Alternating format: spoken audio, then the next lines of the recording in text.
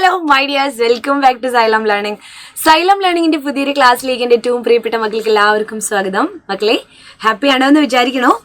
നമ്മളിങ്ങനെ content വീഡിയോസിലൂടെയും short വീഡിയോസിലൂടെയും ഒക്കെ നിങ്ങളെ ഇങ്ങനെ പരീക്ഷയ്ക്ക് വേണ്ടി തയ്യാറെടുപ്പിച്ചുകൊണ്ടിരിക്കുകയാണ് അല്ലേ? നിങ്ങളും പഠിക്കുന്നുണ്ട്, മിടുക്കരായിട്ട് പഠിക്കുന്നുണ്ട് എന്ന് ടീച്ചർക്ക് അറിയാം. അപ്പോൾ ഇന്ന് വന്നിരിക്കുന്നത് ഒരു പരീക്ഷാ ചോദ്യമായിട്ടാണേ. പറയട്ടെ, സെറ്റല്ലേ?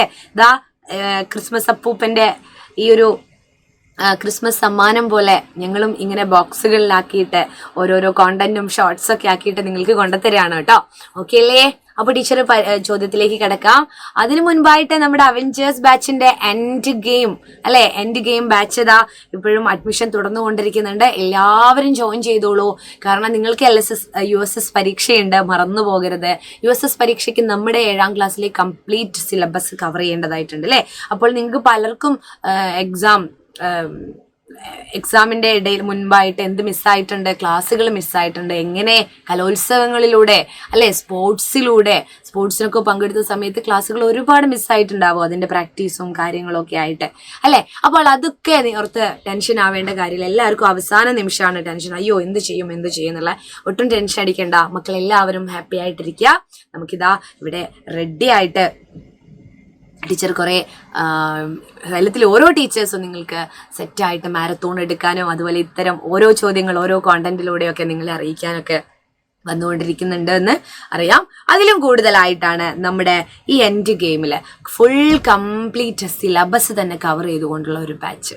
എല്ലാവരും ജോയിൻ ചെയ്യാം കേട്ടോ. താഴെ കാണുന്ന നമ്പർ 9995400800 എന്ന് പറയുന്ന നമ്പർ. Okay, yes.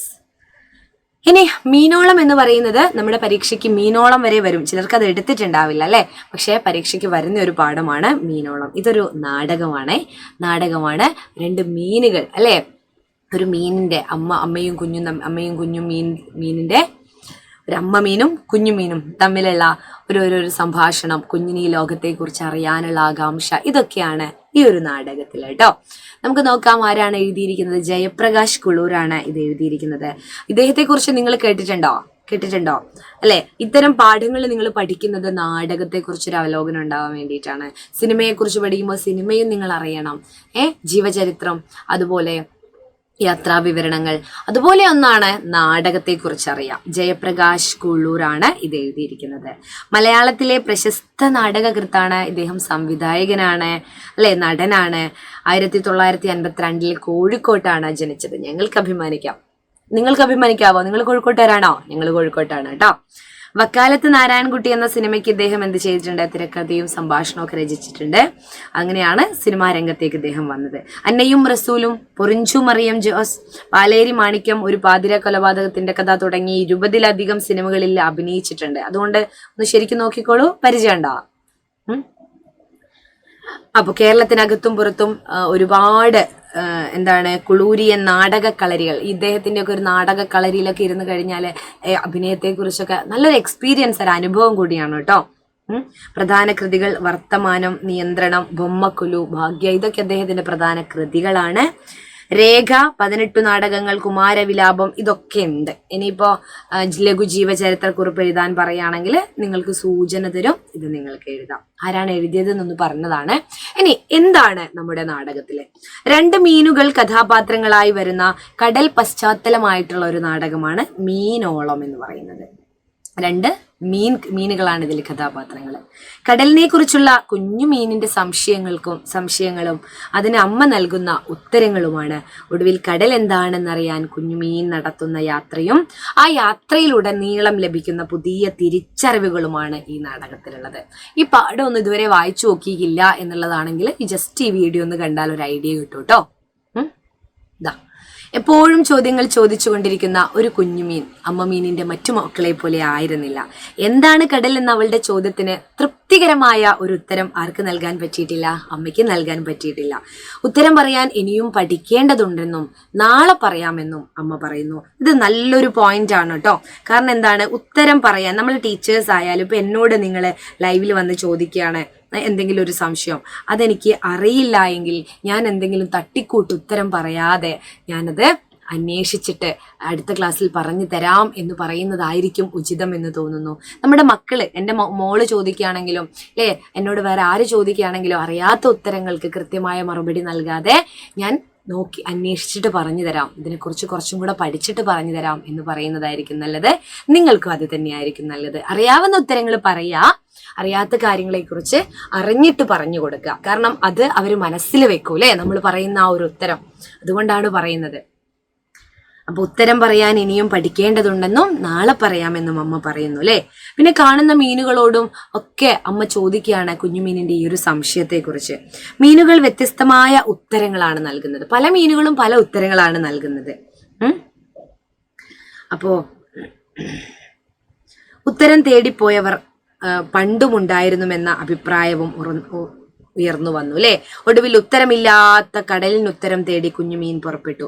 കടൽ അല്ലെ, കടൽ എന്നുള്ള ആ ഒരു വലിയൊരു ഉത്തരം തേടിയിട്ട്, എന്താണ് കടൽ അല്ലെ, ഉത്തരം തേടി വന്നാലും ഇല്ലെങ്കിലും ഉമ്മ വെക്കുമെന്ന് അമ്മ അവളോട് പറയുന്നു. അമ്മ പറയുന്നു, ഇതൊരു പാരന്റ്, ഒരു രക്ഷിതാവ് ഒരു കുഞ്ഞിനോട് പറയേണ്ടത് കൂടിയാണ്. നീ ആ കാര്യം ചെയ്തു വന്നാലും ഇല്ലെങ്കിലും നിന്നെ ഞാൻ ചേർത്ത് പിടിക്കും, ഞാൻ ഉണ്ടാവുമെന്ന് അമ്മ പറയുന്നത് പോലെയാണ് ഇവിടെ മീൻ ഒരു കുഞ്ഞിനോട് പറയുന്നത് അല്ലെ. അമ്മ മീൻ കുഞ്ഞുമീനിനോട് പറയുന്നത്. അവളെ ചൊല്ലി തനിക്ക് അഭിമാനമുണ്ടെന്നും അമ്മ പറയുന്നുണ്ട്.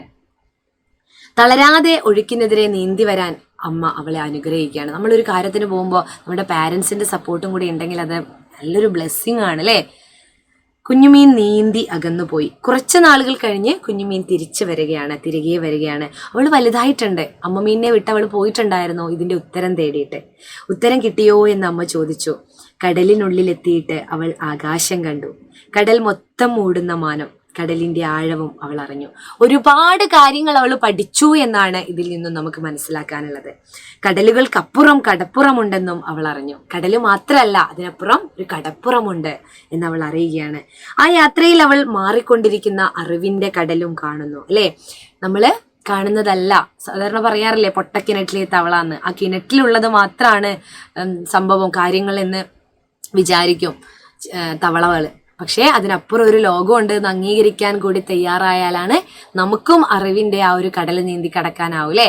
നമ്മൾ വിചാരിക്കും നമുക്കറിയാവുന്നതാണ് വലിയ കാര്യം. അതല്ല, അത് അന്വേഷിച്ച് കണ്ടെത്തിക്കൊണ്ടേയിരിക്കണം. ജീവിതത്തെക്കുറിച്ചുള്ള നേര് തൻ്റെ കുഞ്ഞ് തിരിച്ചറിഞ്ഞ് എന്ന് അമ്മ മനസ്സിലാക്കുകയാണ്. ഒരു ജീവിതത്തെക്കുറിച്ചുള്ള ഒരു നേരാണ് തൻ്റെ കുഞ്ഞ് മനസ്സിലാക്കിയത്, ഒരു സത്യമാണ് അവൾ തിരിച്ചറിഞ്ഞത് എന്ന് ആ അമ്മ മനസ്സിലാക്കുകയാണ്. അമ്മയുടെ മരണത്തോടെ തൻ്റെ ഭാവിയും കുഞ്ഞ് തിരിച്ചറിയുന്നിടത്ത് നാടകം അവസാനിക്കുന്നു. നമുക്ക് ഒരാൾ നഷ്ടപ്പെട്ടാൽ എങ്ങനെ മുന്നോട്ട് പോകും എന്നും കൂടെ ഈ ഒരു ഇത് നമ്മളോട് ഓർമ്മിപ്പിക്കുന്നുണ്ട് കേട്ടോ. അതിമനോഹരമായ ഒരു നാടകം അല്ലേ. ഈ നാടകത്തിന്റെ സവിശേഷത അറിവിനായുള്ള ഒരു അന്വേഷണമാണ് ഈ നാടകം. കുഞ്ഞുമീനിന്റെ കടലിനെ കുറിച്ചുള്ള അന്വേഷണം അറിവിനായുള്ള മനുഷ്യന്റെ അടങ്ങാത്ത ദാഹത്തെയാണ് കാണിക്കുന്നത്. നമ്മളിങ്ങനെ അറിവ് നേടിക്കൊണ്ടേയിരിക്കണം. മാറ്റത്തിന്റെ അനിവാര്യത നോക്ക്, കടലും ജീവിതവും എപ്പോഴും മാറിക്കൊണ്ടിരിക്കുന്നു എന്ന തിരിച്ചറിവ്. അതുപോലെയാണ് നമ്മൾ ജീവിക്കുന്ന ഇടവും എപ്പോഴും മാറിക്കൊണ്ടിരിക്കുന്നില്ലേ. ആ മാറ്റത്തെ നമ്മൾ അംഗീകരിക്കണ്ടേ വേണ്ടേ? ജീവിതത്തിന്റെയും മരണത്തിന്റെയും യാഥാർത്ഥ്യം നോക്കണേ. അമ്മ മീനിന്റെ മരണം കുഞ്ഞുമീനിന്റെ ജീവിതത്തിന്റെ ക്ഷണികതയെക്കുറിച്ച് അല്ലേ തിരിച്ചറിവ്. അതായത് ജീവിതം എന്ന് പറയുന്നത് ക്ഷണികമാണ്. ക്ഷണികം എന്ന് പറഞ്ഞാൽ ഒരു നിമിഷം അല്ലെങ്കിൽ ഒരു സമയം വരെയുള്ളൂ. ക്ഷണികം എന്ന് പറഞ്ഞാൽ ഒരു നിമിഷം എന്നാണ്. പക്ഷേ നമുക്ക് ഒരു നിമിഷം കൊണ്ട് ആ ജീവിതം ഇല്ലാതാവാനും പറ്റും അല്ലേ. മരണം എന്നൊക്കെ പറയുന്നത് നമുക്ക് ആർക്കും പ്രവചിക്കാൻ പറ്റില്ല. നമ്മുടെ മരണം അത് പെട്ടെന്ന് സംഭവിക്കാം. അത് കഴിഞ്ഞാലും മറ്റുള്ളവർക്ക് ജീവിക്കാൻ കഴിയണം എന്നുള്ളതാണ് ഇത് ഒരു പാഠമാണ് നമ്മളോട് തരുന്നത്. പിന്നെ ചോദ്യങ്ങൾ, നിരന്തരമായി ചോദ്യങ്ങൾ ചോദിച്ചു കൊണ്ടേയിരിക്കണം എന്നും കൂടെ ഇത് നമ്മളെ ഓർമ്മപ്പെടുത്തുന്നു. ചിന്തിക്കാനും അല്ലേ, നമ്മൾ ചിന്തിക്കുക, നമ്മളൊരു കാര്യത്തെക്കുറിച്ച് അന്വേഷിക്കുക. സാർവത്രിക വിഷയങ്ങളെക്കുറിച്ച് പറയുകയാണെങ്കിൽ അതായത് അറിവ്, ജീവിതം, മരണം തുടങ്ങിയ സാർവത്രിക വിഷയത്തെ, ഒരു ജീവിതത്തെക്കുറിച്ച്, മരണത്തെക്കുറിച്ച്, അറിവിനെ കുറിച്ചൊക്കെ എന്താണ് ഇവിടെ വളരെ മനോഹരമായ രീതിയിൽ ഈ നാടകത്തിലൂടെ അവതരിപ്പിക്കുന്നുണ്ട്. അപ്പോൾ ഇതിനെക്കുറിച്ച് ഒരു ഇത് തയ്യാറാക്കാൻ നിങ്ങളോട് പറയുകയാണെങ്കിൽ മീനോളം എന്ന് പറയുന്ന നാടകം അല്ലേ നിങ്ങൾക്ക് എങ്ങനെ മനസ്സിലാക്കി അതിൻ്റെ ആശയത്തെക്കുറിച്ച് നിങ്ങൾക്ക് എന്ത് പറയാൻ തോന്നുന്നു? എന്താണ് നിങ്ങളുടെ അഭിപ്രായം? കുഞ്ഞുമീൻ തേടിപ്പോയത് എന്തിൻ്റെ കടലായിരുന്നു അല്ലേ? ഇത്തരത്തിലുള്ള ചോദ്യങ്ങളൊക്കെ ഞാൻ ഇപ്പോൾ പറഞ്ഞതിൽ നിന്ന് നിങ്ങൾക്ക് കിട്ടിയിട്ടില്ലേ? മീനോളം എന്ന് പറയുന്ന പാഠഭാഗം ഒന്നും അറിയില്ലെങ്കിലും ഇപ്പൊ കുറച്ചൊരു ഐഡിയ ഉണ്ടായിട്ടുണ്ടാവും എന്ന് വിചാരിക്കുന്നു. അപ്പോൾ പരീക്ഷാ ചോദ്യമായിട്ട് ജയപ്രകാശ് കുളൂരിന്റെ ലഘു ജീവചരിത്രക്കുറിപ്പ് എഴുതാൻ പറഞ്ഞാലും മീനോളം എന്ന് പറയുന്ന പാഠവുമായിട്ട് കണക്ട് ചെയ്തുകൊണ്ട് എന്ത് ചോദ്യങ്ങൾ വന്നാലും ഇതൊക്കെ നിങ്ങൾക്ക് എഴുതാം അല്ലേ. ഒരു കുഞ്ഞ് വേറെ ഒരു നാടകവുമായിട്ട് ഒരു കുഞ്ഞു നാടകത്തിന്റെ ഭാഗം തന്നിട്ട് ഇതുമായിട്ട് കണക്ട് ചെയ്യാൻ പറഞ്ഞാൽ ഇതിന്റെ കഥ നിങ്ങൾക്ക് കിട്ടിയില്ലേ. ഇത്രയേ ഉള്ളൂ. എന്തായാലും കൂടുതൽ ഡീറ്റെയിൽസ് എന്ത് ചെയ്യുന്നതായിരിക്കും ടീച്ചർ ലൈവ് ക്ലാസ്സിൽ പറയുന്നതായിരിക്കും. അപ്പോൾ ഇന്നത്തെ ചോദ്യം ഇതാണ്, മീനോളം എന്ന് പറയുന്ന നാടകം രചിച്ചത് ആരാണ്? എല്ലാവരും കമന്റ് ചെയ്യുക.